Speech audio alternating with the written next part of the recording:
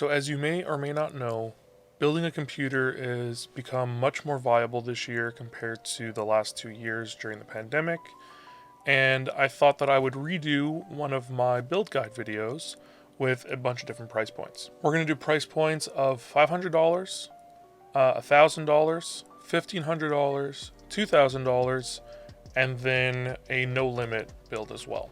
Now, first off, none of these builds are super rigid. You're able to switch out a bunch of different parts for other parts depending on what's on sale, the kinds of things that you like, if you prefer a particular brand, and this is especially the case for cases. Now, I do have a particular set of cases that I would recommend to people, and I do have that on my website as well as in the Discord, but there are a lot of options out there, so depending on what kind of look you're going for, those are all options for you to kind of change up. And these are all just recommendations. So these are a good thing to maybe start off with as a base, and then you can build off of that if you'd like. Keep in mind, if you do have any particular questions about maybe starting off at a particular build and adding a bit more budget into something, or removing a bit of budget into something, or asking what kind of alternatives there are, you're more than welcome to go ahead and join the Discord. You can post a forum post in the help desk section, and one of us will be more than happy to help make some recommendations on some replacements. Final thing before we get into these builds, if you do want to support the channel at all, I will leave an Amazon affiliate link at the very top. That is an affiliate link, so anything that you buy using that link helps support the channel, and I really do appreciate it, but of course it's not an obligation. All of the build links for this will be left down below as well, so you can go ahead and check those out, and you can add them to your own PC part picker if you'd like as well. So without further ado, let's go ahead and hop into the under 500. So this build is super simple. It's a very good computer for anybody who's going to be doing non-gaming tasks, but they want something that maybe has a little bit more graphical performance. If you're going to be giving it to somebody who's a little bit younger, who's going to be playing more simple games like Roblox or Minecraft, or even someone who plays just more simple indie games, this computer can handle it. The 5600G is a really good CPU, but it's also an actual APU where it has a graphical performance in there that can mirror a lot of the really cheap budget GPUs, so it's a very good choice. The motherboard of the ASRock B550M wasn't my first choice here for motherboards. I actually had a Gigabyte, but it's no longer available right now. But a B550 or a B450 is a great board choice for here. And you have a lot of price opportunities there. Take a look at the kind of features that you need, but at this price point, you're not really going to be getting much extra flair. Now with RAM, for the most part, I'm suggesting people go with 16 gigabytes minimum now, instead of 8. Most games do chew up quite a bit of RAM now, and 16 gigs is a good spot to be at where it future-proofs you a little tiny bit. You can double it up and get to 32 if you need to. And the 3600 pairs really well with the Ryzen 5000 series CPUs, so this one works out really well here. The timings on it aren't anything special. It's a CL16, but it's not terrible either, and for under $60, it's a pretty good deal. Now for the storage, a 512 gigabyte SSD is more than enough for most people, honestly. I'm a data hoarder, so this wouldn't be enough for me, but I know tons of people who live with way less than this on a regular basis, and this computer is not going to be running huge AAA games anyways, so the size of the games that you're going to be playing are going to be significantly smaller, so this 512 gigabytes is going to be more than enough. And the SSD here and the RAM are going to stay the same basically throughout all the builds, and this is one of those spots where you can more than happily spend a little bit more money and get a 1 terabyte. SSD, you can get 32 gigs of RAM. You can get RAM with better timings, especially when things go on sale for the holidays. You can usually get some pretty good deals on these, and you can get something that's significantly better for really close to the same price. Now at this price point, the P300A is probably going to be one of the best budget cases that you can get. Has great airflow, great build quality. It's going to do a lot of good things for you. So that is my recommendation, but again, you can replace it with something else if you'd like. There are a lot of options out there for you. And also at this price point, you're not going to be getting a fully modular power supply. So a good 550 watt semi-modular power supply will support this build really, really well. And then if you do ever decide to throw a GPU in here later down the road, it'll be able to support that as well, as long as you're not going anything too crazy. With that in mind, however, if you do want to go with the GPU from the get-go, and you don't mind spending about $100 more in total on the computer, you can end up doing this build here, which is an Intel Focus build. You get the 12100F, you get another small form factor motherboard here, the same RAM and NVMe drive as I mentioned before, and then you can go ahead and get the 6600, which is a very good graphics card for its price point. Again, the P300A and that same power supply. So for, about $200 more, you're going to be getting a GPU and a whole bunch of parts that are going to do really, really well for you. If you wanted to, you could build this with the 5600G. I personally wouldn't do that because this is basically just ends up being like a waste. You'd be better off doing the regular 5600, which is a better overall CPU, if you plan on doing the GPU right from the get-go. But these are two really good options here. The Intel one is a little bit more expensive, but the AMD side is also pretty good. And really, the extra cost is coming from the GPU.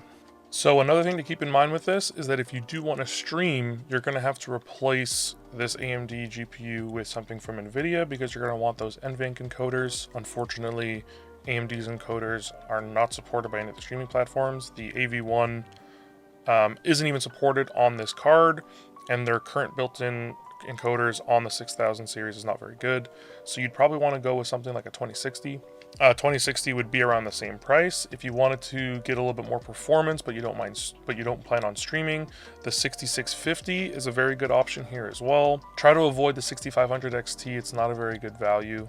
The 6600 or the 6650 is probably going to be your best bet, Team Red, and then the 2060 value-wise is probably going to be your best on Team Green.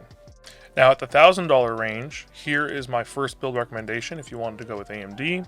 The 5600X is a great choice. If you want to save a few bucks, you can go with the 5600. Right now, I think the price difference is only $20, so it's up to you. The 5600 is a very good CPU, and it has majority of the performance of the 5600X. But the 5600X out of the box just has a little bit more oomph out of it. Again, we're going with the M series boards here with another B550. You can have a little bit of flexibility here. You can go with a full-size ATX if you'd like. You can go with another brand. Personally, one of my favorite motherboard brands is Asus. I have the best experience with all my Asus boards, but MSI does a pretty good job, and this board is a really good value at $120. As with the last few builds, the RAM and the storage is the same, and here we're going all the way up to the 6700 XT. The 6700 XT, value-wise, is absolutely incredible at this price point. You really can't beat it in terms of pure rasterization performance for $360. Unfortunately, at this price point, there is no NVIDIA card that matches the performance of the 6700 for around the same price. The 3060 is around the same price as this, but it is significantly worse in pure rasterization. But if you do plan on streaming, you may want to decide if you want to do that. Unfortunately, the 3070 is almost double the price, so it doesn't really make sense there financially. But if you're not planning on streaming, the 6700 XT is going to be an incredible GPU for you. So at this price point, we've gone with the Corsair 4000D Airflow, a very good premium feeling case, a little bit more premium than the Fantex from the previous builds, but it has great cable management. Corsair makes fantastic cases. I really love them. I've really enjoyed them in the past, and it's not going to break the bank either at $105. So at this price point, we're also able to go with a fully modular power supply instead of semi-modular, which will help keep your cables a lot cleaner. And we have $100 of wiggle room, so the 550 watts is cutting it a little bit close, so we may even be able to replace it. So we were able to swap that out with a Corsair 750 fully modular power supply. It's 80 plus gold now. and it only bumped up the price a little bit. So this is entirely worth the upgrade. This is where I'm saying there's a lot of options here, depending on pricing and sales that are going on. Some of the stuff that I have may not be the best deal, and you may be able to get something better. So for $1,000, this is probably going to be your best AMD choice here. If you did want to go on the Intel side of things, you can get a 12400 and the B660M series boards. You can probably get that done around the same price as this. So at the $1,500 price point, everything gets a little bit of a bump up. We're going with the 5800X here instead of the 5600X.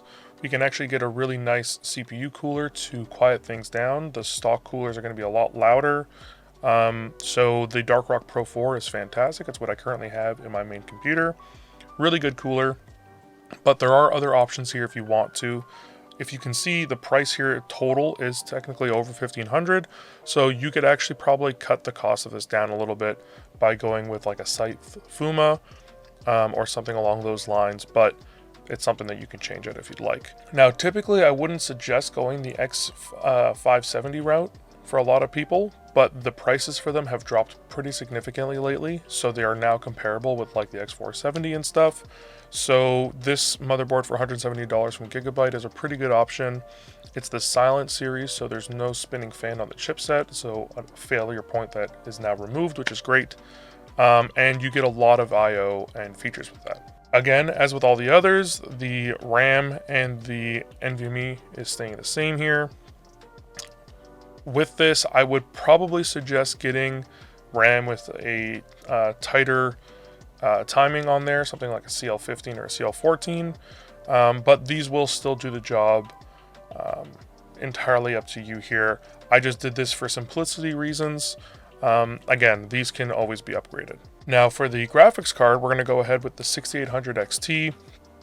It's probably going to be your best bang for your buck at the $700 to $800 price range. And the 6800 XT, the Sapphire series are always great. I've always had a really good experience with those in the past. Any of my friends that I've suggested get a Sapphire series, especially the Pulse. A couple of my friends got the 5700 XTs from them.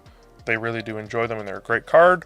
So this is probably going to be your best choice here. Unfortunately, because of the poor performance and value of the NVIDIA cards right now, a lot of their prices have jumped back up. So a 3080, which is comparable in performance to the 6800 XT, if you wanted to go the streaming route, is going to cost closer to $1,000 now instead of being around this $800 range. So keep that in mind. Unfortunately, a lot of the NVIDIA stuff is being overpriced because of the current situation. And again, we went with the same Corsair 400D for the case and the 750 power supply from Corsair that's fully modular as your power supply. Now, if you wanted to go the Intel route, it's a very, very similar build. The only difference here is that we went with the 12600K. Very, very good processor for the price that you're paying. $250 is great. And you're going to go with a Asus Prime Z690 motherboard. Again, I have personal bias towards Asus and I really like them, but there are a lot of boards around this price point. Same cooler, same everything else. The only difference is the CPU and the motherboard here. Now $2,000. Again, we're going to go up one tier from the previous, so we're going up to the 5800X here. The same cooler. I think it'll do great on the CPU. We're going ahead with the same motherboard because it'll do the same job. And as you can see here, we're about $1,800, so you can really end up improving the RAM here. At $2,000, depending on if you're doing more gaming or more production workloads, you may want to get 32 gigabytes of RAM instead of 16. And again, the tighter timings, and you may want to change out this NVMe to a 1 terabyte or even a 1 terabyte plus a hard drive, whatever fits your needs best. But again, these will still work perfectly fine with this build. They just won't be, the best that you can get. Again, we're hopping up one more tier. We're going to the 6900 XT, best bang for your buck, $1,000. Does a fantastic job at where it's at. Unfortunately, the new offerings from AMD are not proving to be very value efficient. The 7900 XT is not doing very well. The XTX is doing very well, and it seems like they're pricing them so that you look at the XT and then you look at the XTX and you're like, oh, the XTX is just the way to go. So I've kind of avoided those right now. This build is going to be able to play all of your AAA titles. It's going to do a very good job. It's going to be a very good computer for both gaming and production loads. Again, for production loads, definitely upgrade the RAM. Even for gaming, if you want to future-proof yourself, instead of going for two 8 gigs, you can go for two 16 gigs and then be able to expand that further in the future, and the storage. But everything else here is great. This 750 watt power supply is still good at this price range. And at this load here, it'll do great. But yeah, that is the AMD side. On the Intel side, again, very similar. We're going to go ahead and go up. We're going up to the 13700 KF. The KF does not have integrated graphics, so if that's something that you do want to have for troubleshooting purposes, you can go with the 13700K, and I think it's a couple extra, I think it's like maybe $30 extra. Let's check. Yeah, so it's an extra $30 if you do want to have the integrated graphics as a backup. Or for quick sync. But if you don't need that, then this will do fantastically well for you. You're able to use the same motherboard as before. This is like one of the only generations where you're able to use the same motherboard. We're staying with DDR4. We're going to be going again with the same cooler, same RAM, same NVMe, again with these. If you do plan on doing more production loads, definitely upgrade this. If you want to future-proof yourself, you can upgrade this as well. You still do have a little bit of room here. It is a little bit more expensive on the Intel side, but this is also a newer CPU. And again, GPU, case, and power supply all the same. Now, once we get to no holding back, this is a little bit of a difficult spot right now because we're on the edge of a new generation of GPUs. But if you want to go no holding back AMD, the 7950X is going to be the way to go. If you are going to be doing purely gaming, the 7900X will actually be a better choice for you, and possibly waiting for the 3D versions of the CPUs will be better for you. But if you wanted to go all the way as hard as you can go, the 7950X is the one.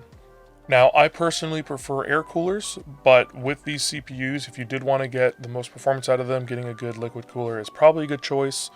And the Arctic Liquid Freezer 2 is probably one of the best AIOs that you can get without having to go with a custom loop. Now at this price point, there are a ton of motherboards, but if you want to get the best motherboard without overpaying for features that you're not using, the TUF X670 is probably going to be one of your best choices here. It's a very good choice. It's got built-in Wi-Fi, which means it's got built-in Bluetooth, and a bunch of other features, tons of I/O, just a really well-built board. In terms of RAM, now that we're up to the newest generation of AMD, we are at DDR5. So the timing in DDR5 is much higher than DDR4, but you also get much higher speed, and we're going all the way up to a 64 gig kit here. As for your storage, a 2 terabyte NVMe is probably going to be a drop in the bucket. For a build like this, it's a very good choice. You can put a lot of stuff on here, your OS, your games, anything that you're going to keep local, you can do that. The 4090 is technically the best performing video card right now, so that's why that's in here. And the Founders Edition is considered to be one of the best built ones out of the current generation. NVIDIA is constantly leaning towards doing a full top-down manufacturing where they're going to be like Apple, where they're just going to start manufacturing everything themselves. We'll see when that happens, if it happens. But the new Founders Editions are fantastic build cards. In terms of case, I chose the Fractal Torrent at this price point. There are a lot of cases in that $180 to $220 range. Lots of great choices in there, but the Fractal Torrent is a very, very good case. Great airflow, great build, great cable management, all that kind of stuff. Really good option here, and that's why I chose it. And for the power supply, if you know about any of the more recent GPUs, is that they are very power hungry. So getting a 1600 watt is a good choice here. It's going to be much more efficient. It's a titanium, fully modular, and it's not going to actually break the bank too bad. So this build in the end is going to be about $5,200. If we go over to the Intel side, again, a lot of these parts are going to be the same. The only real difference here is going to be the CPU and the motherboard. We're going with the 13900K, and we're going to go with the Z790 motherboard here. Everything else in this build is the same for all the same reasons, and whether you go one or the other is entirely based on your use case. The 7950 and 13900K, they battle back and forth depending on what program you're using, what games you're playing. Intel has done a really, really good job improving their productive side of things and not just focusing on gaming. And AMD's done a really good job of bringing up their gaming performance. So it's really good to see in terms of a little bit more competitiveness between the two, where it's not like if you're going production, you go AMD. If you're going pure gaming, you go Intel. Now there's a lot more competition between the two, and that's great for all of us. So that's it. Those are all the builds. Again, if you have any questions, if you want to replace any parts but you don't know what to replace it with, if something on my build lists goes unavailable at any time, because that does happen where something just is not on sale anymore, feel free to make a post in the Discord or in the comments, and I will do my best to help you find a replacement. But I do hope you found this video helpful. If you did, I'd really appreciate if you like, subscribed. And again, if you have any questions, comments, or feedback, feel free to leave those down in the comment section below.